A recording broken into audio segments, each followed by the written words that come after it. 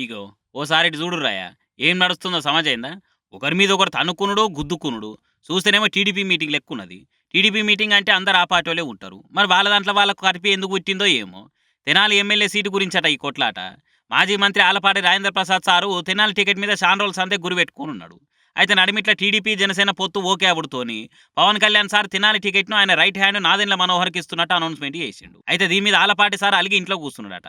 పబ్లిక్‌లో తిరిగేటోడు ఇట్లా ఇంట్లో కూర్చుంటే పార్టీకి నష్టమని తెలుసుకున్న చంద్రబాబు సారు మళ్ళా ఆళ్ళ పార్టీనే తెనాలి క్యాండిడేట్‌గా అనౌన్స్ చేసిండట.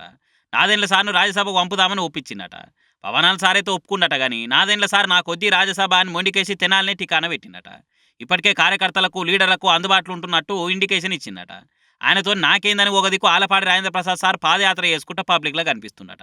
ఇట్లనే తెనాలి నియోజకవర్గ సర్వసభ్య మీటింగ్ పెట్టి మాట్లాడుతుంటే గాజ్ పార్టీలొచ్చి గడబడి చేసిరట.